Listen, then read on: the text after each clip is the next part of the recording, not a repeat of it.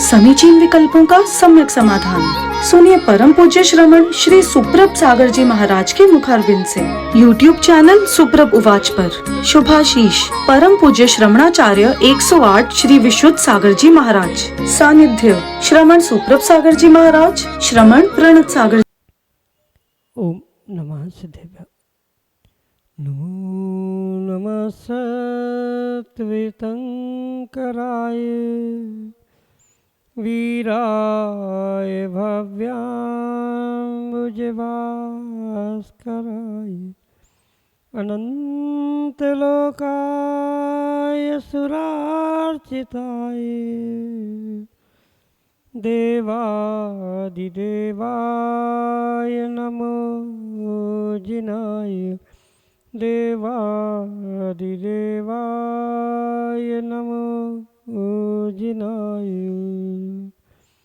पंच परमेष्टि भगवान की परम पूज्य आचार्य भगवंत गणाचार्य श्री विराग सागर जी महाराज की, परम पूज्य पट्टाचार्य आचार्य भगवंत गुरुवर विशुद्ध सागर जी मुनि महाराज की, परम पूज्य मुनि श्री प्रसम सागर जी महाराज की, परम पूज्य मुनि श्री सुप्रभ सागर जी महाराज की।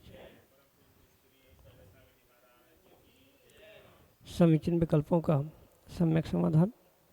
सम्यक ज्ञान की वह अलौकिक विधा जो हमारे अंतरंग के अज्ञान रूपी अंधकार को दूर करके और हमारे जीवन में सम्यक ज्ञान रूपी ज्योति को प्रकट करने वाली है, क्योंकि सम्यक ज्ञान ही आत्म कल्याण का एकमात्र उपाय है।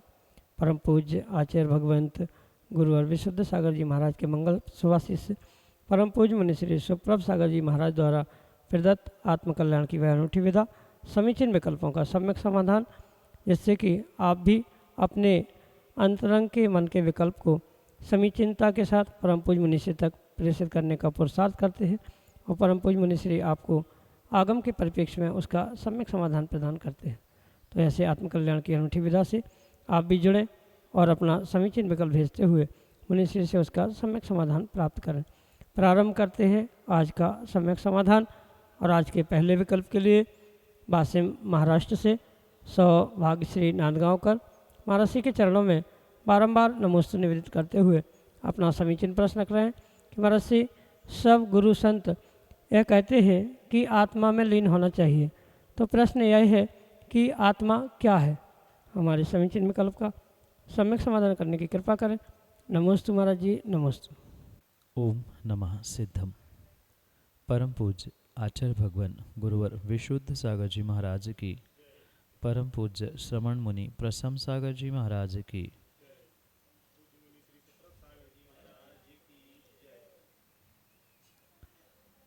आत्मा में लीन होने का मतलब किसी बाह्य पदार्थ, बाह्य वस्तु आदि को प्राप्त करना, उसमें तन्मय होना नहीं, अपितु आत्मा नाम का जो एक जीव द्रव्य है, उस स्वयं के जीव द्रव्य को पहचानते हुए उसके स्वरूप को प्राप्त करने का पुरुषार्थ करना, यही आत्मा में लीन होना या लीन होने का स्वरूप है। आत्मा का अर्थ अगर हम शब्दशः समझे तो जहाँ एक केंद्र होता है किसी भी वस्तु का, जैसे हमारे इस मनुष्य पर्याय के शरीर का जो केंद्र बिंदु है, जिसके माध्यम से इस मनुष्य पर्याय में ऊर्जा उत्पन्न हो रही है, उसे आत्मा कहा जाता है। अगर हम आध्यात्मिक भाषा, धार्मिक शब्दों के अनुसार इसको समझने का प्रयास करें तो ये विषय बहुत कठिन हो सकता है, पर सामान्य भाषा में इतना सा ही समझ ले, जो जीव का प्राण है, मनुष्य पर्याय का प्राण है, जिसके माध्यम से मनुष्य पर्याय की पहचान हो रही है, कीमत हो रही है, उसे आचार्य भगवंतों ने आत्मा ये कहा है। क्योंकि मुख्यतः जीव द्रव्य की अपेक्षा से ही आत्मा कहा जाता है, जो तीनों कालों में जीता था, जीता है, जीता रहेगा, ऐसे उस जीव के जो पर्यायवाची नाम हैं, उनमें से एक नाम आत्मा ये कहा जाता है। और उस आत्मा के स्वरूप से ही या आत्मा के स्वरूप में ही जो लीनता है या उसकी प्राप्ति का पुरुषार्थ है, उसे आचार्य भगवंतों ने आत्मा में लीन होना कहा है। ये बात विशेष ध्यान रखें, आत्मा नाम की कोई अन्य वस्तु नहीं है। आपके शरीर में, आपके अंतरंग में जो परमात्मा बनने की शक्ति से युक्त जीव द्रव्य है, वह जीव द्रव्य को ही आत्मा का रूप कहा है या आत्मा कहा है। यही आपके लिए सम्यक समाधान। बड़नेरा महाराष्ट्र से नरेंद्र गांधी महाराज श्री के चरणों में बारंबार नमोस्तु निवेदित करते हुए अपना समीचीन प्रश्न रख रहे हैं कि महाराज श्री एक सम्यक समाधान के माध्यम से आपने अजीव द्रव्य, धर्मास्तिकाय, अधर्मास्तिकाय और आकाश द्रव्य के विषय में बताया था। तो प्रश्न ये है कि आकाश तो अरूपी है और जो हम देख रहे हैं वह आकाश यही वही है क्या? हमारे समीचीन विकल्प का सम्यक समाधान करने की अनुकंपा करें। नमोस्तु महाराज जी, नमोस्तु। हाँ, ये सत्य है कि आकाश द्रव्य आरूपी होता है। 6 द्रव्यों में मुख्यतया पुद्गल द्रव्य को ही स्पर्श, रस, गंध, वर्ण इन गुणधर्मों से युक्त होने के कारण से रूपी कहा है। इसके अलावा अन्य जितने भी द्रव्य है वे सभी अरूपी है। उपचार से, बंध की अपेक्षा से जीव को कथनचित रूपी अरूपी दोनों प्रकार से स्वीकार किया जाता है, पर आकाश तो स्पष्ट रूप से अरूपी ही है, इसमें कोई भी विकल्प है ही नहीं। पर फिर भी जो आज हम आकाश देख रहे हैं या जिसे आकाश कह के दूसरों को दिखा रहे हैं, तो ये वह आकाश नहीं है। ये एक स्थान है आकाश का ऐसा जहाँ हमें बादल या अन्य अन्य ये सब कुछ दिखाई दे रहे हैं। पुनः ध्यान रखना, ये अरूपी है। जहाँ आप जमीन पे भी बैठे हैं वह भी आकाश द्रव्य के आधार से ही बैठे हैं।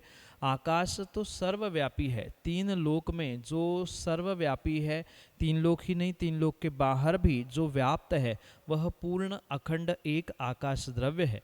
और उस एक आकाश द्रव्य में जो अभी हम जहाँ बैठे हैं उसके हमें ऊपर तक जो दिख रहा है, कभी नीला, कभी सफ़ेद, कभी अन्य अन्य प्रकार से जो दिखता है, ये मात्र आकाश द्रव्य में जो बादल या अन्य किसी प्रकार से वायु आदि आदि के माध्यम से जो हमें प्रकाश परिवर्तित होते हुए दिखता है, ये वहाँ पर उस प्रकाश जो रूपी द्रव्य है उसके माध्यम से दिखाई दे रहा है।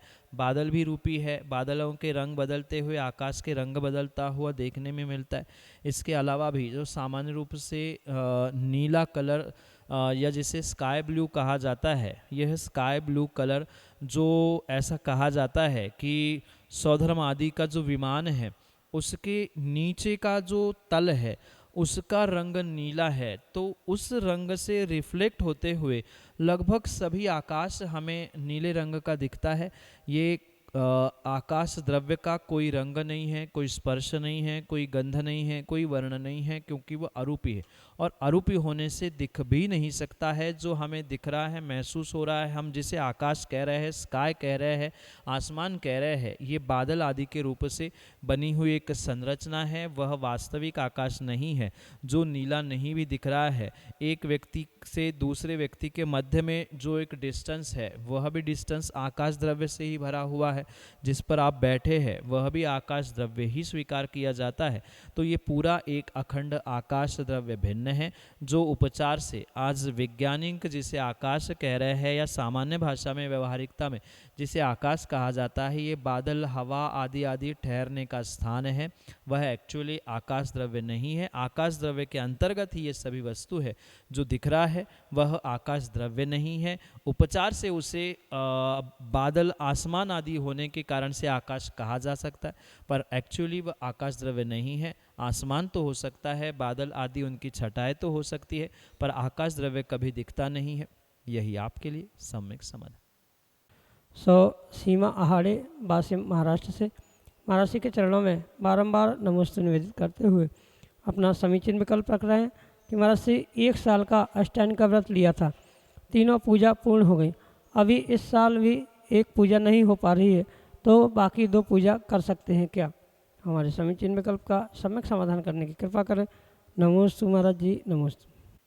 माँ कायदे से अष्टांग का व्रत 8 वर्ष का और 8 वर्ष के तीनों पखवाड़ों का, मतलब वर्ष भर में आने वाले तीनों अष्टानिकाओं को करते हुए 8 वर्ष तक लगातार करा जाता है, यह करना चाहिए, यही उसका उत्कृष्ट विधान है। माना कि उत्कृष्ट तरीके से 8 वर्ष या साल में 3 बार नहीं कर पा रहे हैं तो शक्ति के अनुसार उसे कर सकते हैं, पर पूर्णतया फल उस अष्टानिका व्रत का तभी प्राप्त हो सकता है जब किसी प्रकार से जो विधि पूर्वक उसे करने का प्रयास करता है। अगर 1 वर्ष का व्रत लिया है तो वो एक मात्र औपचारिकता है, भले ही 3 पखवाड़ों का यानी तीनों समय का अष्टानिका किया, अगली बार भी कर रहे हैं, उसमें करने में कोई दोष नहीं है। पर ये बात ध्यान रखना कि तीनों पखवाड़ों से युक्त यानी वर्ष में आने वाले तीनों अष्टानिका और 8 वर्ष लगातार करना, यही अष्टानिका व्रत का विधान है। वैसे ही करने से ही वह विशेष फल प्राप्त हो सकता है, अन्य प्रकार से नहीं हो सकता। सामान्य रूप से आप कर सकते हैं, माना किसी एक समय का अष्टानिका का व्रत नहीं कर पा रहे हैं तो बचे हुए साल के 2 कर सकते हैं, 2 नहीं कर पाए 1 कर सकते हैं, तीनों कर सकते हैं, 1 साल नहीं किया आगे भी कर सकते, पर ये उसकी उत्कृष्ट विधि नहीं है। जघन्य रूप से जैसे अनुकूलता है वैसे आप करते रहे, उसमें कोई दोष नहीं है, पर उत्कृष्ट फल तभी संभव है जब पूर्ण रूप से 8 वर्ष तक तीनों पखवाड़े यानी तीनों समय अष्टानिका का व्रत किया जाए, यही आपके लिए सम्यक समाधान। रुचि पाटनी, इंदौर, मध्य प्रदेश से महाराज जी के चरणों में बारंबार नमस्ते निवेदित करते हुए अपना प्रश्न रख रहे हैं कि महाराज जी, भगवान के दर्शन करते समय जो द्रव्य टेबल पर चढ़ा रहता है उसको हटाकर अपना द्रव्य चढ़ाना चाहिए या नहीं? हमारे समीचीन विकल्प का सम्यक समाधान करने की अनुकंपा करें। नमोस्तु नमोस्तु। जिनेंद्र भगवान के या गुरु भगवंत आदि के दर्शन करते हुए कभी भी खाली हाथ से दर्शन नहीं करना, ये विधान आगम में लिखा है। इसलिए जब भी दर्शन करने जाए कोई ना कोई स्वयं का द्रव्य लेकर ही जिनेंद्र भगवान गुरुजन आदि के दर्शन करने का पुरुषार्थ करना चाहिए। माना कि कई बार जहाँ द्रव्य चढ़ी जाती है वह द्रव्य चढ़ा के टेबल पे कोई जगह शेष नहीं बची है तो भी आपको वहीं पे द्रव्य चढ़ाना चाहिए, क्योंकि चढ़े हुए द्रव्य पे चढ़ाने में कोई दोष नहीं है। माना कि किसी थाली में आप पूजा कर रहे हैं तो 1 2 3 4 पूजा करने के बाद थाली भर गई, अब द्रव्य कहाँ चढ़ाई जाएगी? उसमें ही द्रव्य चढ़ाई जाती। तो टेबल पे पहले से द्रव्य चढ़ी है तो इसके ऊपर भी आप द्रव्य चढ़ा दो तो भी कोई पाप नहीं है। माना कि आपको ये लग रहा है कि नहीं हमें और अच्छे से व्यवस्थित चढ़ाना है और पहली चढ़ाई हुई द्रव्य को आप अलग करना चाहते हो तो उसको आप विवेकपूर्वक अलग कर सकते हैं, किनारे कर सकते हैं, साइड कर सकते हैं, फिर अपनी द्रव्य चढ़ा सकते हैं। पर इतना ध्यान रखना क्योंकि वह द्रव्य चढ़ गई है, उस द्रव्य चढ़ी हुई होने के कारण से वह चढ़ी हुई द्रव्य को स्पर्श किया, इस कारण से आप अपने द्रव्य चढ़ाने से पूर्व हाथ धो ले, ये इतना ध्यान रखें। या कई बार टेबल मंदिर आदि में कोई कपड़ा अंगूठी आदि रखी होती है तो उसके माध्यम से उसे किनारे किया जाए तो उसका प्रकार मतलब इस प्रकार से उसे किनारे करते हुए आप द्रव्य चढ़ा सकते हैं, उसमें कोई दोष नहीं है। हटा दो तो दोष नहीं है, नहीं हटा के उसके ऊपर भी चढ़ा दो तो भी कोई पाप नहीं लगता। यही आपके लिए सम्यक समाधान। समता जैन, नागपुर, महाराष्ट्र से अगले समीचीन विकल्प के लिए। आचार्य विशुद्ध सागर जी महाराजों के चरणों में त्रिवार वंदन करते हुए सुप्रभ सागर प्रशम सागर जी महाराज जी के चरणों में, प्रणत सागर महाराज जी के चरणों में वंदन करते हुए समाधान शंका पूछती हूँ। इस पंचम काल में अगर विपरीत परिस्थिति आ जाए तो परिणामों को कैसे शांत बनाए रखना चाहिए? आपसे समाधान चाहती हूँ। मात्र पंचम काल में ही नहीं अपितु प्रत्येक काल में व्यक्ति के अपने अपने स्वयं कर्मोदय आदि के निमित्त से विपरीत परिस्थिति विषमताएं उत्पन्न होना ये बहुत स्वाभाविक सी बात है। मात्र काल को दोष देने से कभी भी किसी भी प्रकार से हम विषम परिस्थितियों से उभर नहीं सकते। विषम परिस्थितियों से उभरने के लिए, समता धारण करने के लिए कहीं न कहीं व्यक्ति को पूर्ण रूप से अपने मन को, अपने मनस्थिति को ठीक करने की आवश्यकता है। क्योंकि समय समय पर कर्मोदय के कारण से भिन्न भिन्न परिस्थितियाँ आती है और इन भिन्न भिन्न परिस्थितियों में हम अपनी अगर मनस्थिति मजबूत करें कि ये जो कुछ भी परिस्थिति मेरे साथ घटित हो रही है ये मात्र और मात्र मेरे पूर्व कर्म के उदय के नियोग से ही हो रही है, तो नियम से वहाँ पर उन विपरीत परिस्थिति में, विषम परिस्थितियों में भी कहीं न कहीं एक स्थिरता या मन में दृढ़ता, समता परिणामों के माध्यम से आ सकती है। और ये समता प्राप्त करने के लिए व्यक्ति को अपने अंतरंग से विशेष पुरुषार्थ करने की आवश्यकता है। बाहर की कोई भी परिस्थिति या बाहर के कोई भी निमित्त उसे समता उत्पन्न कराने के लिए कार्यकारी हो आवश्यक नहीं है, पर अंतरंग में अपनी स्वयं की अगर उतनी दृढ़ता पूर्वक मनस्थिति है कि मैंने किए कर्म उदय में आ रहे हैं, मैं सबका अच्छा करूँगा तो मेरा अच्छा होगा, इन सभी बातों को पुनः पुनः स्मरण करने से कुछ समता आ सकती है।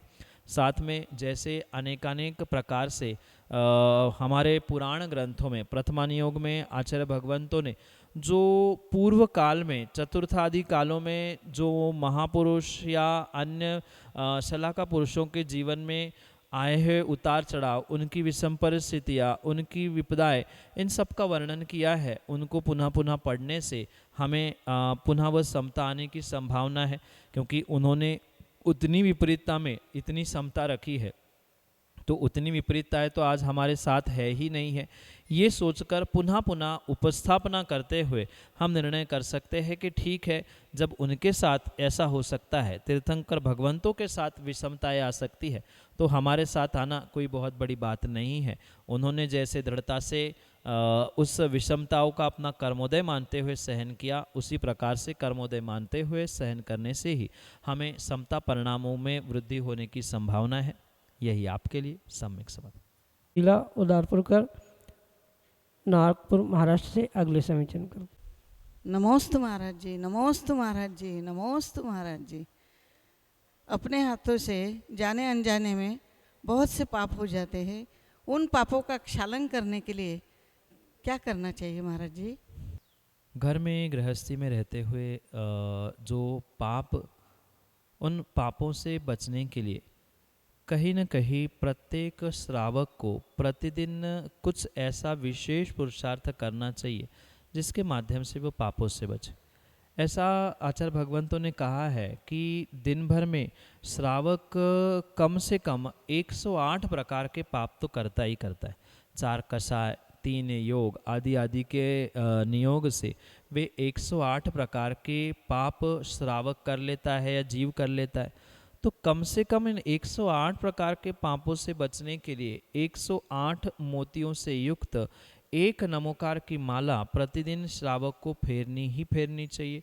जो प्रतिदिन वो फेर रहा है, पूजन पाठ अभिषेक दान आदि कर रहा है, वो तो अपनी जगह पे है ही, पर इसके साथ साथ अन्य भी जो उसके द्वारा भूल हो रही है, अगर उसे उन भूलों को उन्होंने याद किया है या उन्हें याद है कि कौन से पाप हुए हैं, जैसे बड़े अपराध, बड़े पाप होना, तो उसके लिए तो साक्षात वैसा प्रायश्चित लेना पड़ता है, क्योंकि घर गृहस्थी में कई बार बहुत सारी चींटियाँ, बहुत सारी चूहे, छिपकली या कॉकरोच, अन्य अन्य प्रकार से जीवों की विराधना हो सकती है, हिंसा हो सकती है।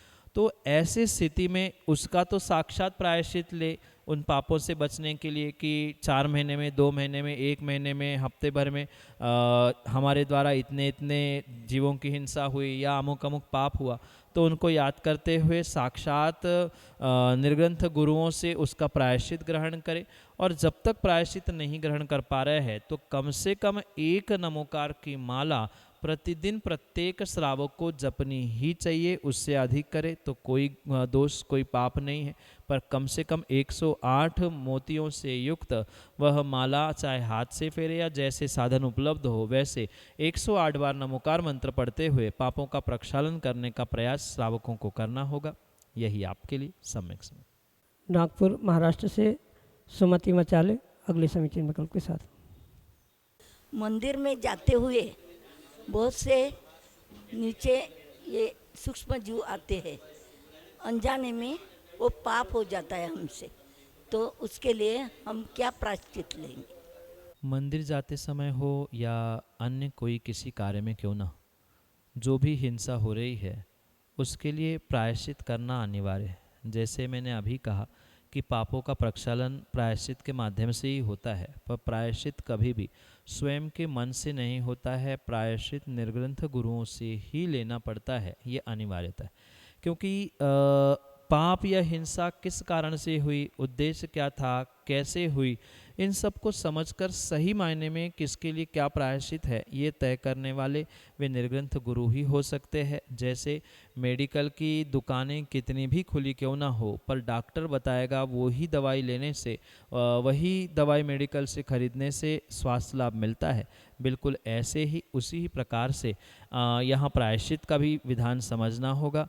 जितनी भी गलती हुई है, जितने भी पाप हिंसा आदि हुए हैं, उनको स्मरण करते हुए, याद करते हुए निर्ग्रंथ गुरु आदि से समय समय पे उनके पास पहुंचकर उसके लिए प्रायश्चित ले ले, और तभी वह प्रायश्चित की विधि पूर्ण हो सकती है। यही आपके लिए सम्यक समाधान।